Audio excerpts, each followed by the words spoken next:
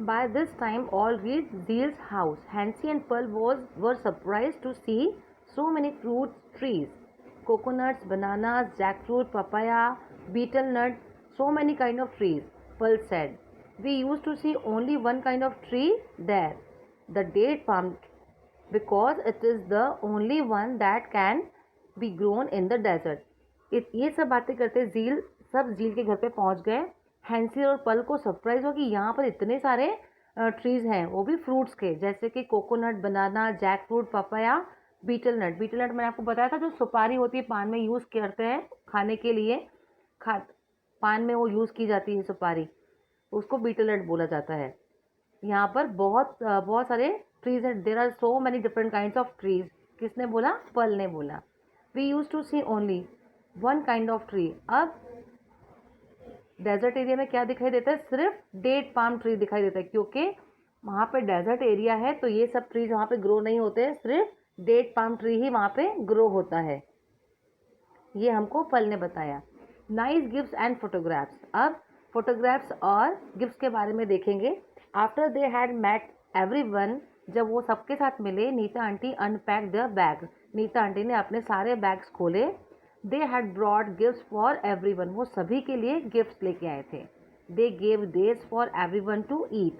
The dates were very sweet and tasty. Pearl showed Zeal some currency notes and coins. Hansi explained that the money they use in Abu Dhabi is called dirham. It had some writing in the local Arabic language. They also showed many photographs of the place where they lived. अब सारे gifts देने के बाद उन्होंने date दिए उन सबको खाने के लिए, जो डेट्स थे वो बहुत मीठे थे और टेस्टी थे। पल ने झील को सारे फोटोग्राफ्स भी दिखाए, साथ साथ में अपने करेंसी दिखाई जो कि नोट्स और कॉइन्स में थी। हैंसी ने एक्सप्लेन किया कि money that they use in Abu Dhabi, जो आबू धाबी में करेंसी यूज़ होती है उसको क्या बोलते हैं? दिरहम। जैसे इंडिया में हमारी करेंसी क्या है? रुपीज़ में है, वैसे आबू धाबी में करेंसी क्या होती है? दिरहम में होती है। उन्होंने और क्या बताया कि हमारे यहाँ जो लैंग्वेज यूज़ होती है वो अरेबिक लैंग्वेज यूज़ होती है, और जहाँ पे वो रहते, जैसे कि वो आबू धाबी में रहते थे, तो वहाँ पे डिफरेंट प्लेसेस की उन्होंने फोटोग्राफ सबको दिखाई। अरविंद अंकल गेव झील अ ग्लोब। अरविंद अंकल ने झील को क्या दिया? ग्लोब दिया। आपको पता है ग्लोब क्या होता है? इट्स जस्ट लाइक अ अर्थ। अर्थ के जैसा एक ग्लोब होता है, राउंड, जैसे आपको पिक्चर में दिखाई दे रहा है। इससे हम सारी जगह का पता कर सकते हैं कि कौन सी प्लेस कहाँ पर है। ही सेड, झील, why don't you find Abu Dhabi on this globe? आप इसमें आबू धाबी पता करो कि कहाँ पर है। एंड वेयर इन गुजरात, और वेयर इज गुजरात, और गुजरात कहाँ पर है। The children enjoyed playing with the globe and looking for different places on the globe. उनको बहुत मज़ा आया और वो लोग डिफरेंट सिटीज़ फाइंड करने लगे ग्लोब में। झील found Delhi and Junagadh also. झील क्योंकि वो स्कूल ट्रिप पे गई थी, तो उसको पता था कि मैं दिल्ली से जूनागढ़ गई थी, तो उसने वो भी उसमें ग्लोब में पता किया। In the evening, everyone sat in veranda enjoying the breeze and looking at the photographs. They saw that in Abu Dhabi the buildings were tall and with many stories and big glass windows. Zeer said, "You must be getting nice cool breeze through these big windows." Arvind uncle said, "We cannot open the windows because of heat. It is air conditioned inside all houses. As the weather is very hot, people will lose cotton clothes and keep themselves fully covered. Even the head is also covered." अब ये सब बातें करते सब शाम हो गई और सब बाहर वरांडा में बैठे थे, जो कि घर के बाहर एक आंगन होता है। Enjoying the breeze and looking at the photograph.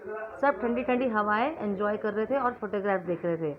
उन्होंने बताया कि आबू धाबी में बहुत बड़ी बड़ी बिल्डिंग्स हैं, बड़ी बड़ी स्टोरीज हैं वहाँ पे, और जो भी बिल्डिंग्स हैं उसमें बड़े बड़े ग्लास के विंडोज़ होते हैं।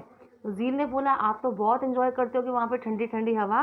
तो इतने में अरविंद अंकल ने बोला कि हम लोग विंडोज़ खोल ही नहीं सकते क्योंकि वहाँ का वेदर बहुत गर्म है। सारे जो घर हैं वो सब एयर कंडीशनड है, क्योंकि वहाँ का वेदर बहुत हॉट है, इसीलिए सबको कॉटन के कपड़े पहनने पड़ते हैं और पूरा फुल स्लीव्स, मतलब पूरी बॉडी कवर करके रखना पड़ता है। इवन उनका जो सर है, हेड होता है, उसको भी कवर करके रखना पड़ता है। This protect them from the strong heat of sun. और वो किससे प्रोटेक्ट करता है? जो स्ट्रॉन्ग हीट होती है सन की, उससे हमको प्रोटेक्ट करता है। Zeel enjoyed looking at the pictures and finding out about the other countries from her cousins. Zeel ने बहुत enjoy किया अलग अलग cities और countries find करके अपने cousins के साथ. She constantly kept comparing her city with the things that they had described about Abu Dhabi. She decided that she would make a project report about Abu Dhabi for her class. उसने ये सब देख के बहुत enjoy किया, उसको सारी information मिली और उसने क्या बोला कि मैं एक रिपोर्ट बनाऊंगी, एक प्रोजेक्ट बनाऊंगी आबू धाबी के बारे में और अपने क्लास में दिखाऊंगी. Now you have to discuss and write. You can also make a small report comparing Abu Dhabi with the place where you live.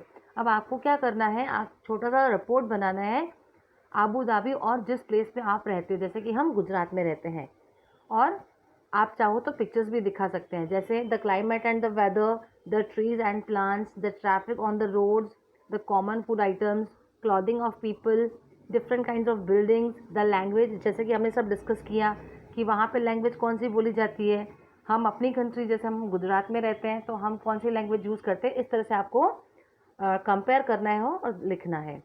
Y do you think less trees grown in desert. Desert में क्यों कम trees grow होते हैं? क्योंकि वहाँ पर पानी की बहुत कमी है. Do you have any relatives who lived in another country? If yes, where. अगर आपकी फैमिली में या रिलेटिव्स में कोई बाहर रहता हो, कौन सी कंट्री में रहता है, you have to write there. How long did they live. वो कितने टाइम से वहाँ पे रह रहे हैं, वो क्यों गए थे, पढ़ने के लिए गए थे कि अपने काम के लिए गए थे या इसके अलावा और कोई दूसरा रीज़न है. Right the value of each note in the box. अब आपको यहाँ पे वैल्यू लिखनी है बॉक्सेस में नोट्स की. जैसे ये 5 रुपी नोट है, 10 rupee note, 100 rupee note and 500 rupee note. ये आपको यहाँ पे बॉक्सेस में वैल्यू लिखना है इनका. To which country does this currency belong? How did you no.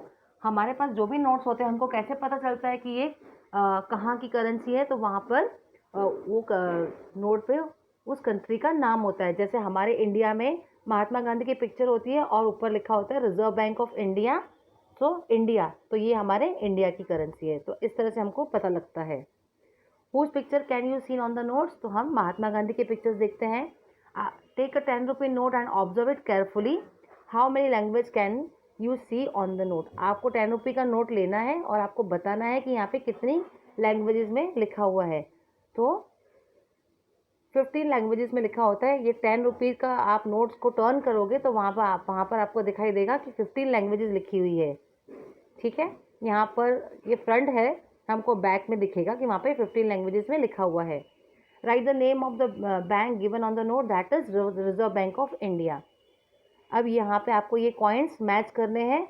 2 का है, 5 का है, तो ये आप 1 रुपी का है, 50 पैसे का है, तो ये आपको मैच करना है. और कौन सा कॉइन मैच नहीं हुआ है वो भी आपको लिखना है. How many of these coins do you recognise.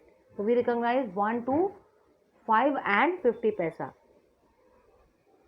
What is written on each other than the value. Value के अलावा क्या लिखा होता है? वैल्यू के अलावा कॉइन्स पे उनकी कंट्री का नाम लिखा हुआ होता है और बैंक का नाम लिखा होता है. अब आपको ये नोट्स दिख रहे हैं. ये नोट्स आपको आइडेंटिफाई करने हैं कि कहाँ कहाँ के नोट हैं. ये डिफरेंट कंट्रीज़ के नोट है, जैसे चाइना हो गया, हमारा इंडिया हो गया. ठीक है, इस तरह से हमको बताना है कि कहाँ कहाँ के नोट्स हैं. So it is over, this chapter is over today.